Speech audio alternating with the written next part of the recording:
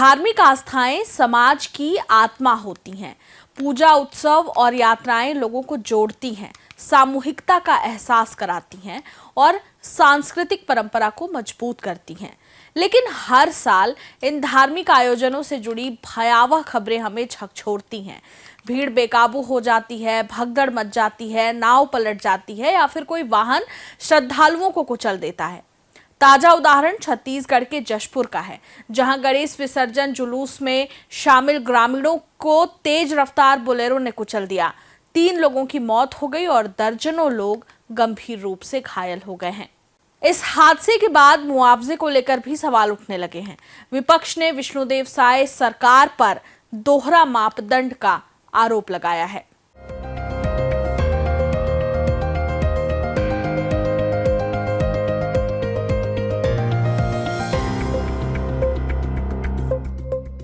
नमस्कार, खबरों की खबर में आपका स्वागत है।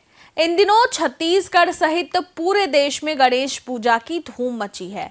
हर तरफ गणेश प्रतिमाओं की झांकियां लगी है, जिसे देखने पूरा शहर सड़कों पर है।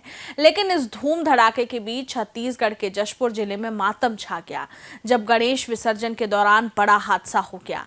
यहां गणेश विसर्जन के लिए जा रहे ग्रामीणों को बोलेरो ने रौंद दिया। इस हादसे में 25 से अधिक लोग घायल हो गए, जबकि 3 लोगों की मौत हो गई। सभी घायलों को बगीचा अस्पताल ले जाया गया। हालांकि गंभीर रूप से घायलों को अंबिकापुर रेफर कर दिया गया है। ये लोग बगीचा थाने के जुरुडांड गणेश विसर्जन के लिए जा रहे थे।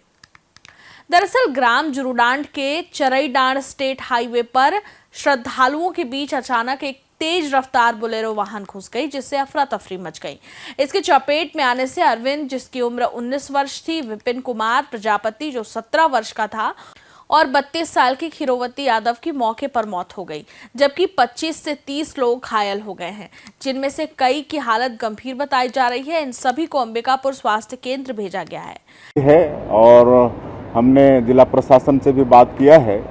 उसमें अभी तक मेरी जानकारी के अनुसार 3 लोगों की मौत हुई है और 22-23 लोग घायल हुए हैं, जिनको तत्काल रात में ही हमारे ज़िले के एसपी कलेक्टर वहां पहुंच गए थे और अंबिकापुर उनको रेफर किया गया है। और हमने निर्देशित किया है कि घायलों के इलाज में किसी तरह से भी कोताही नहीं बरती जाए।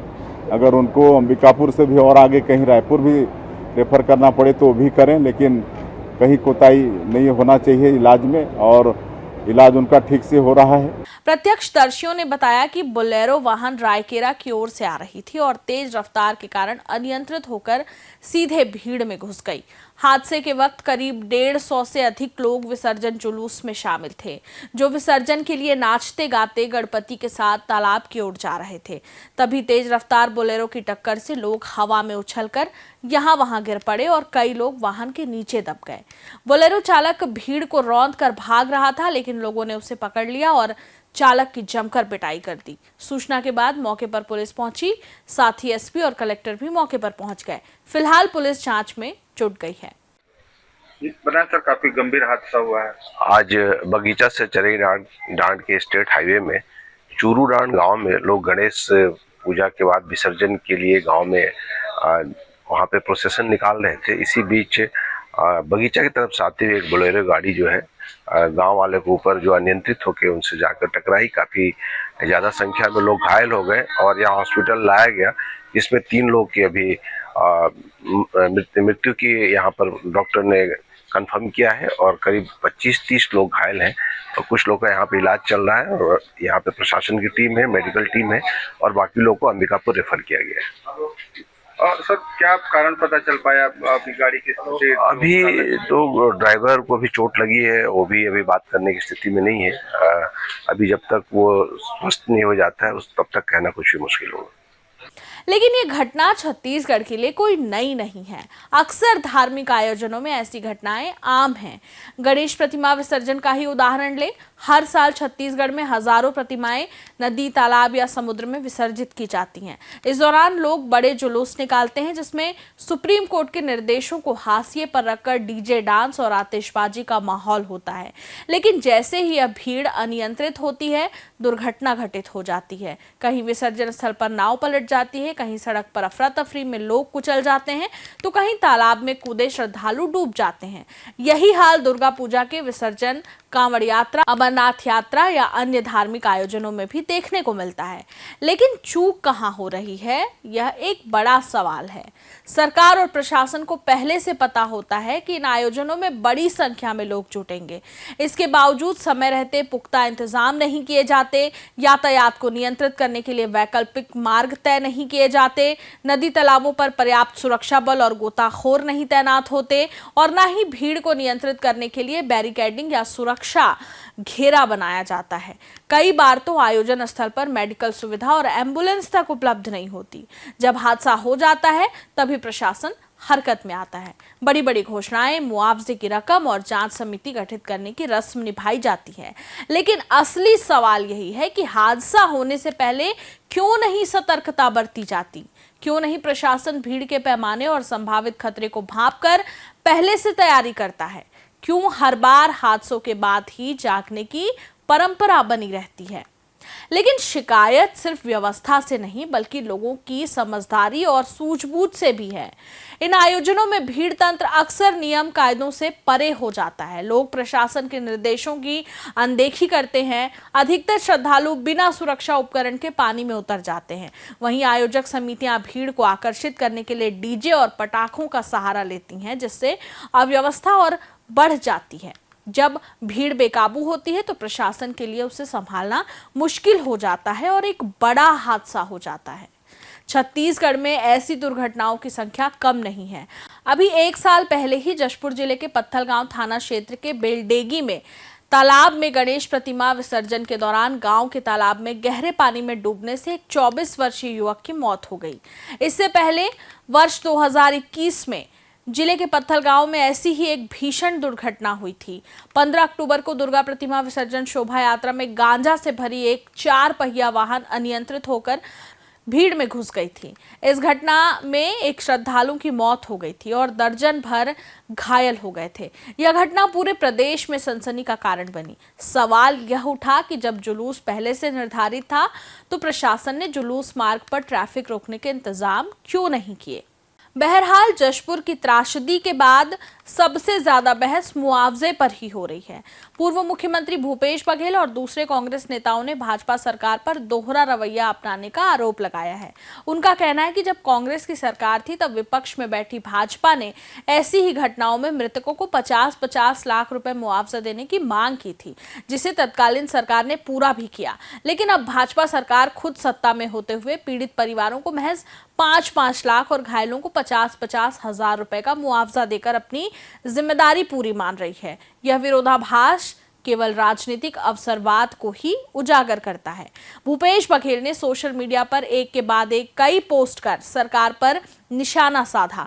उन्होंने लिखा कि जनता का सीधा सवाल मुख्यमंत्री विष्णुदेव साय से है। जब कांग्रेस की सरकार ने 50 लाख दिए थे तो भाजपा क्यों नहीं दे रही? ग्रामीण शव के साथ बैठे हैं और इतने बड़े हादसे के बाद कलेक्टर तक को जाने की फुर्सत नहीं मिली। आपको धार्मिक आयोजनों से जजिया वसूलना है, लेकिन अगर हादसा हो जाए तो मुआवजा नहीं देना है। हम लोग हिंदू हैं, आदिवासी से हैं, हम लोग हिंदू सरकार को वोट दिए हैं, तो उस समय 50 लाख दिए थे तो 5 लाख क्यों दे रहे हैं? लो जवाब दो, जवाब दो इस बात का।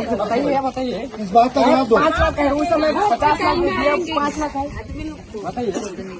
बात हम पब्लिक का बात सरकार का मतलब दूसरा पार्टी रहेगा तो जान की कीमत दूसरा 50 लाख रहेगा। दूसरा हाँ, और ऐसा नहीं है कि कांग्रेस ने नहीं दिया था, कांग्रेस ने 50 लाख रुपए दिया था।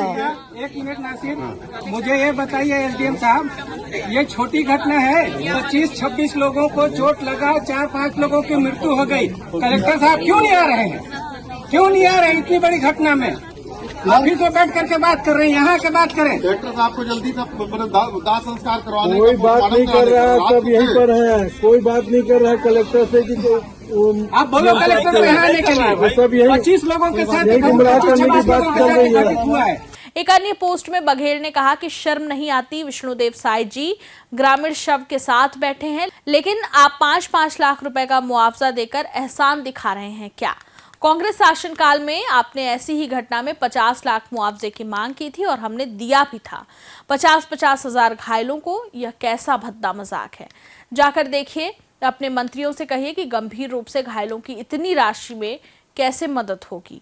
उन्होंने तत्काल मृतकों के परिजनों को 50-50 लाख और गंभीर रूप से घायलों को 5-5 लाख रुपए देने की घोषणा करने की मांग की। कांग्रेस नेता और भूपेश बघेल की सरकार में मुख्यमंत्री बघेल के सलाहकार रह चुके विनोद वर्मा ने भी मुख्यमंत्री और वित्त मंत्री पर सवाल उठाए। विनोद वर्मा ने लिखा कि ओपी चौधरी जी, अब तो आप वित्त मंत्री हैं, जरा मुख्यमंत्री विष्णुदेव साय जी को याद दिला दीजिए कि जब भाजपा विपक्ष में थी तो कांग्रेस सरकार से बगीचा जैसी ही घटना में 50 लाख मुआवजे की मांग की गई थी और तत्कालीन मुख्यमंत्री भूपेश बघेल जी ने तत्काल 50 लाख रुपए दिए भी थे। तो अब घोषणा कीजिए। जान की कीमत विपक्ष में रहते अलग और सत्ता में रहते अलग नहीं हो सकती। मुद्दा सिर्फ मुआवजे की राशि का नहीं है, बल्कि यह भी है कि सरकारें पीड़ितों के साथ कितनी गंभीरता से खड़ी होती है। कांग्रेस नेताओं का तर्क है कि हादसे के बाद प्रशासन की संवेदनहीनता साफ दिखी। ग्रामीण शवों के साथ बैठे रहे लेकिन कलेक्टर तक वहां नहीं पहुंचे। विपक्ष ने इसे शासन की उदासीनता करार दिया और सवाल उठाया कि जान की कीमत सत्ता बदलने के साथ कैसे बदल सकती है। मुआवजा पीड़ित परिवारों के दर्द की भरपाई नहीं कर सकता, लेकिन यह सरकार की संवेदनशीलता और जिम्मेदारी का पैमाना जरूर बन जाता है। दूसरा बड़ा सवाल ऐसे आयोजनों में नियम कानून का पालन और प्रशासनिक प्रबंधन का भी है। आस्था पर सवाल नहीं, लेकिन प्रबंधन पर सवाल जरूर है। सरकार और समाज दोनों को समझना होगा कि सुरक्षा किसी भी उत्सव का पहला शर्त है।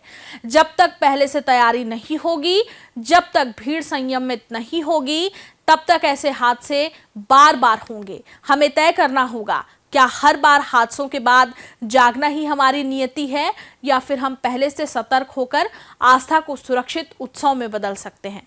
खबरों की खबर में फिर किसी खबर पर होगी बात।